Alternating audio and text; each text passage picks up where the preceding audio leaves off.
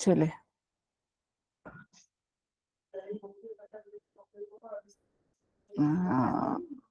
Screen देखिए। तो गोरक्ष संहिता इसको भी किसने लिखा है? गुरु गोरक्षनाथ जी ने। मेरा वॉइस ऑडिबल है? सुनाई दे रहा है? Yes ma'am. Yes ma'am. ठीक है।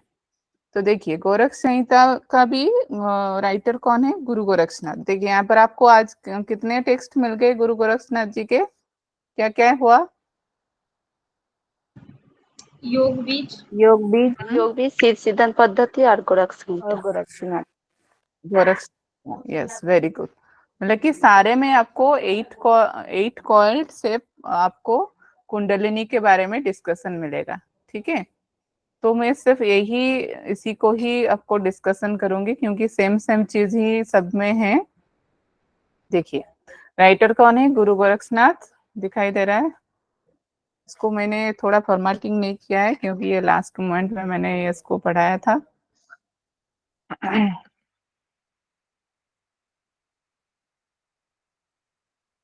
राइटर कौन है? गुरु गोरक्षनाथ यहाँ पर। तो जो कि गुरु शिष्य परंपरा पर आधारित है यहाँ पर। और यहाँ पर चैप्टर्स को क्या बोला गया है? शतक। ठीक है। जैसे उपनिषद बोला गया है अदर आपके सिद्ध सिद्धांत पद्धति में, उसी तरह यहाँ पर क्या बोला जा रहा है? चैप्टर्स को शतक। तो 2 ही चैप्टर हैं यहाँ पर। और टोटल श्लोकस कितने हैं? 201, मतलब कि 201। फास्ट शतक मतलब कि पहले चैप्टर में आपको 100 मिलेंगे और सेकेंड चैप्टर में आपको 101 मिलेंगे। तो टोटल आपका 201। और यहाँ पर शतक बोला जा रहा है चैप्टर्स को। ठीक है।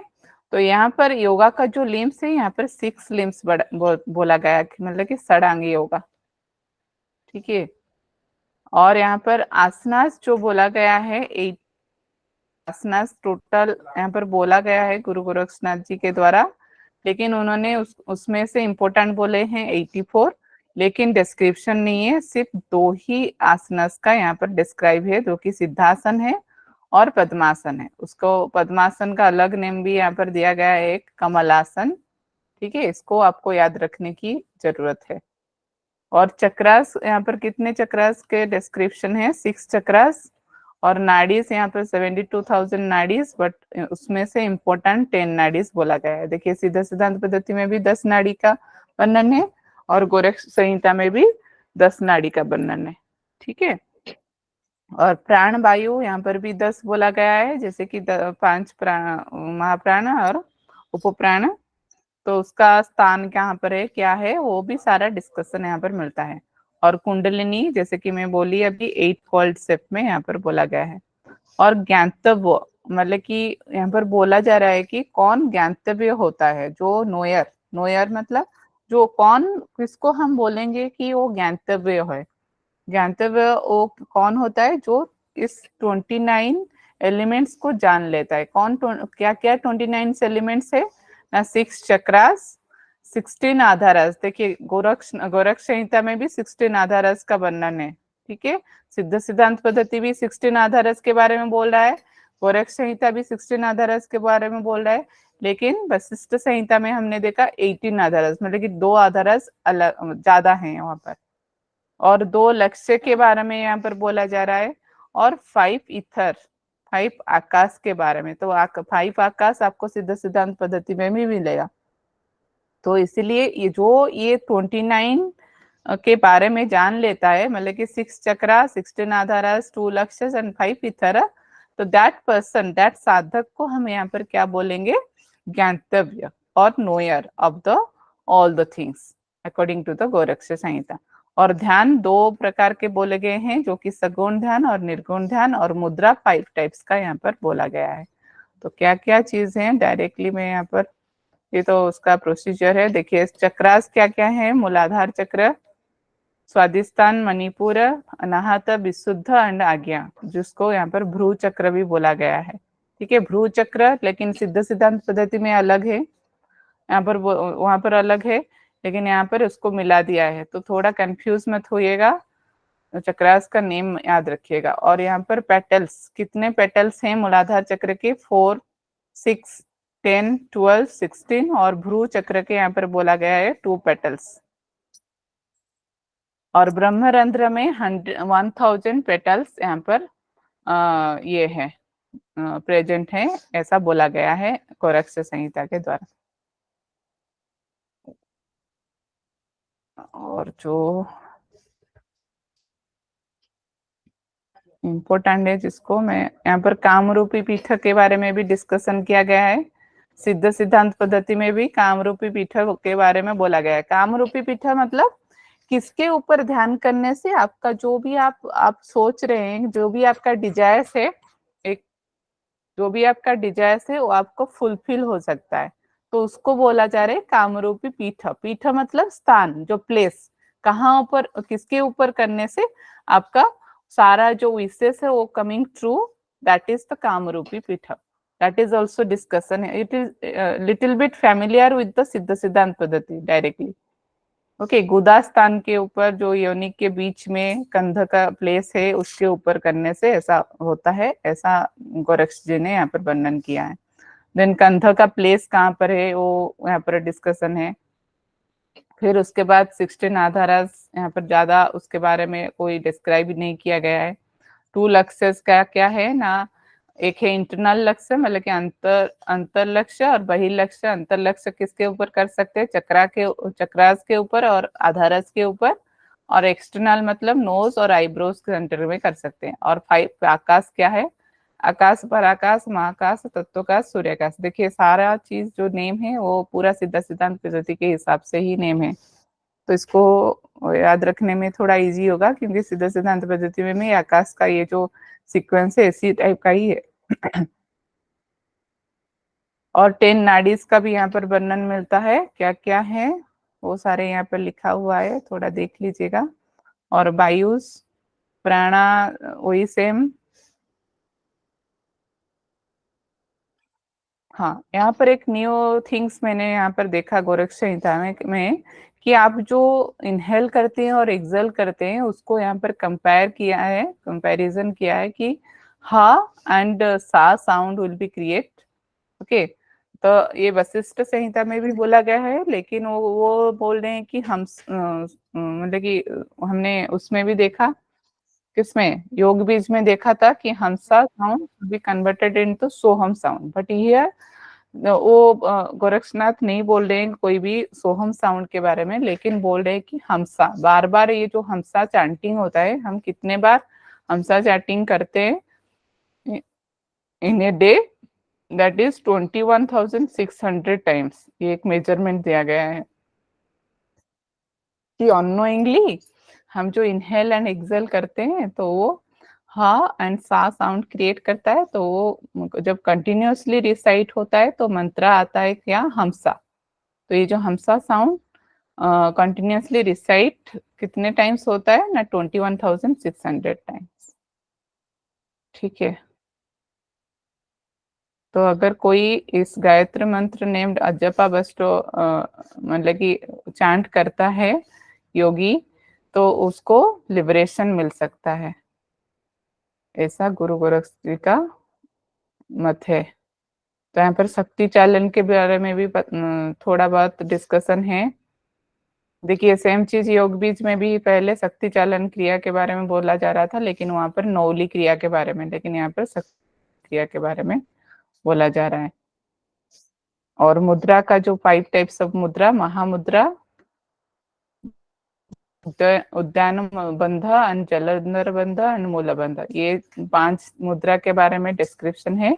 लेकिन इम्पोर्टेंस उन्होंने किसको दिया है? नभ मुद्रा, मतलब कि खेचरी मुद्रा को ज्यादा इम्पोर्टेंस देते हुए गोरक्ष जी ने यहाँ पर गोरक्ष संहिता को पूरा डिस्क्राइब किया कि खेचरी प्रैक्टिस कैसे करना है, प्राणायाम में उसका रोल क्या है, वो कैसे करते हैं, अगर करते हैं भी होगा, वो सारा चीज। और यहाँ पर देखिए 3 टाइप्स ऑफ प्राणायाम स्टेट यहाँ पर बोला गया है। और मेजरमेंट जो है अधम, मध्यम, अनुत्तम, ये हमने अदर टेक्स्ट में भी देखा है, लेकिन यहाँ पर मेजरमेंट जो है वो अलग ही है। देखिए 12, 16, 10, तो इससे 2 गुनी ज्यादा मध्यम का होता है, मतलब कि 12 to the 24, 16 to the 32, 10 to the 20। फिर जो उत्तम होता है वो उससे 2 गुनी ज्यादा, मतलब कि 24 टू द 36, ठीक है, 32 48 एंड 20 बिकम्स, मतलब कि no no no no, it is it is the addition of these two, 24 plus 12, okay, 36, 32 plus 16 and 20 plus 10, ये उत्तम का एक मेजरमेंट बोला गया है। ठीक है, ये थोड़ा अलग मेजरमेंट है, इसको ध्यान दीजिएगा, गोरख संहिता में थोड़ा अलग मेजरमेंट दिया गया है कि अधम जो होता है वो 2 गुनी ज्यादा होता है, मध्यम मतलब कि अधम से मध्यम थोड़ा 2 गुनी ज्यादा होता है, और दोनों का जो कॉम्बिनेशन होता है वो उत्तम होता है इसके हिसाब से। देन प्रत्याहार, देन विशुद्धि का मीनिंग क्या है, इसको भी यहाँ पर थोड़ा डिस्क्राइब किया है। और धारणा प्रैक्टिस, देखिए जो 6 टाइप्स का यहाँ पर लिम्स बोला गया है, क्या क्या है, क्या क्या है, कौन बता सकता है? मैम आसन, प्राणायाम, प्रत्याहार, धारणा, ध्यान, समाधि। यस, ओके, यम नियम को उन्होंने ऐड नहीं किया है यहाँ पर। मुद्रा, प्राणायाम, प्रत्याहार, धारणा, देखिए वही पंचतत्व के ऊपर धारणा, और ध्यान, ध्यान आपको किसके ऊपर करना है, सारे चक्र के ऊपर और पेटल्स के ऊपर, ऐसे करने से। तो ये सारा चीज आपका गोरख संहिता में है। ठीक है, जो भी इम्पोर्टेंट है मैंने उसी को ही बताया। ठीक है, समझ में आया थोड़ा बहुत? Yes ma'am. हाँ, शिव संहिता को मैं इसी को सिर्फ डिस्कशन कर रही हूँ और ज्यादा उसके अंदर नहीं जाऊंगी। ठीक है, जैसे कि इस स्लाइड में हम देख सकते हैं रचयिता कौन है, यहाँ पर बोला गया है अज्ञात है, मतलब कि कोई इसका ऐसा रचयिता नहीं है, लेकिन शिव जी को यहाँ पर मानते हैं एक तरह से रचयिता के हिसाब से, मतलब राइटर है। श्लोक टोटल कितने हैं? 642। और टोटल कितने चैप्टर्स हैं? 5 चैप्टर्स। और इसके जो चैप्टर्स हैं उसको क्या बोला गया है यहाँ पर? पटल। क्या बोला गया है? पटल। पटल। और जो गोरख संहिता में क्या बोला गया था? शतक। शतक। यस। तो उसके बाद संवाद, यहाँ पर शिव पार्वती का यहाँ पर भी डिस्कशन हो रहा है, योग बीज में जैसे शिव पार्वती का हो रहा था यहाँ पर भी हो रहा है। और यहाँ पर देखिए योग का जो डिस्कशन है क्या क्या है, मंत्र, हठ, लय, राज। देखिए सेम सीक्वेंस है, किसमें था ये सेम सीक्वेंस? योग बीज। योग योग बीज। बीज में भी था। ठीक है, तो आसन कितने बोला गया है यहाँ पर? 4, सिद्धासन, पद्मासन, उग्रासन, अनुशस्तिकासन। ठीक है, और प्राण भी वही 10। नाड़ी आपको यहाँ पर नाड़ी शोधन के लिए यहाँ पर 20 × 4 मीन्स मतलब कि 4 टाइम्स करना है। 20 आपका क्या बोला जाएगा, 20 राउंड। ठीक है, यस। हाँ, मतलब कि टोटल एक दिन में आपको 80 राउंड करना है 4 टाइम्स के हिसाब से। फिर आपका धारणा प्रैक्टिस यहाँ पर बोला जा रहा है कि 5 टाइप का धारणा बोला जा रहा है। मुद्रा कितने हैं? 10 हैं, लेकिन एक योनि मुद्रा भी बोला जा रहा है, एक एक्स्ट्रा है। और नाड़ी टोटल यहाँ पर कितने हैं? 3,50,000। तो यहाँ पर थोड़ा अलग नाड़ी का वर्णन है कि 72,000। अब अभी तक हमने जितने भी ग्रंथ देखे 72,000 थे, लेकिन यहाँ पर बोला जा रहा है 3,50,000। तो मुख्य नाड़ी कितने हैं? 14। ठीक है, मतलब कि क्वेश्चन में अगर आएगा कितने नाड़ी का वर्णन है, 14 नाड़ी, लेकिन +1 यहाँ पर जितना नाड़ी क्यों है? क्योंकि शिवजी बोलते हैं कि 14 नाड़ी तो मुख्य है, लेकिन उसमें से उससे भी अलग एक नाड़ी है जो कि मुझे बहुत ही प्रिय है, जो कि चित्रा नाड़ी के बारे में वो बोल रहे हैं। लेकिन उन्होंने ही उसमें बताया है कि टोटल मुख्य नाड़ी कितने हैं? 14 है। ठीक है, कंफ्यूज नहीं होना है। यहाँ पर भी जैसे मुद्रा 10 ही बताए गए हैं, लेकिन एक मुद्रा जो कि सबसे अलग है, जो कि शिव जी के प्रिय है, वो है योनि मुद्रा। ठीक है, उसी तरह यहाँ पर 14 नाड़ी भी बोला गया है जो कि मुख्य नाड़ी है इन 3 लाख मतलब कि 3,50,000 में से। लेकिन शिव जी बोल रहे हैं कि लेकिन जो चित्रा नाड़ी है वो सबसे मुझे प्रिय है, जो कि सुषुम्ना नाड़ी के अंदर है, वो बोल रहे हैं। ठीक है। उसी तरह कुंडली का लपेट यहाँ पर क्या बोला गया है, 3.5। देखिए अलग जो हमने अभी तक जितने भी हेटरोगिक टेक्स्ट आज देखे उस सारे में कितने लपेटे बोले गए हैं, 8 लपेटे। 8। लेकिन शिव संहिता में यहाँ पर आपको 3.5 मिलेंगे। उसी तरह कुंडली को यहाँ पर बागदेवी भी बोला गया है। और साधक के 4 टाइप्स बोले गए हैं, मृदु, मध्य, अधिमात्रक और अधिमात्रतम। ठीक है। इंग्लिश वाले जो भी हैं, whoever are English from the English batch, I already said you about that, and I think that time I not make the slide, so it is not with me. I already share my notes. It is okay. Anyone is here from English medium? Shravani ji, are you there? Yes. Yes, ma'am. It's okay. Okay. Are you able to understand or not? Yes, ma'am. And chakras also describe here, seven chakras. And योगी की अवस्थाएं जो हैं 4 हैं, ये 4 stages of Yogi. and अन्न जो बोला गया है, 4 types का अन्न बोला गया है यहाँ पर। थोड़ा बहुत अन्न मतलब जो खाने का, जो फूड का थोड़ा डिस्क्रिप्शन मिला है यहाँ पर, किसमें, पंचम पटल में। ठीक है। तो प्रथम पटल में आपको मिले कांड, ज्ञान कांड, दार्शनिक मान्यताएं, मतलब कि डिफरेंट फिलोसफीज क्या बोलते हैं कर्म कांड के बारे में, क्या बोलते हैं ज्ञान कांड के बारे में। फिर उससे निकल के आता है कैसे योगा कैसे इम्पोर्टेंट है, कैसे वो मतलब कि आपके लाइफ में क्या रोल प्ले करता है, आप कैसे दुख में भरे हैं, कैसे हेवन और हेल, मतलब कि जो स्वर्ग और जो वास्तव में कहाँ पर स्वर्ग होता है, क्या आपको फल प्राप्ति होता है, उसके बारे में प्रथम पटल में आपको डिस्कशन मिलेगा। ठीक है। और आपको इम्पोर्टेंस क्यों आप योगा में योगा पाथ को सिलेक्ट करेंगे उसके बारे में थोड़ा प्रथम पटल में है। फिर जब आप योगा पाथ में आते हैं तो उसमें क्या क्या आपको देखने को मिलेगा, नाड़ी का वर्णन जैसे कि सेकंड चैप्टर में मिलेगा, कुंडलिनी और वैश्वान और अग्नि, इस तरह का डिस्कशन है द्वितीय पटल में।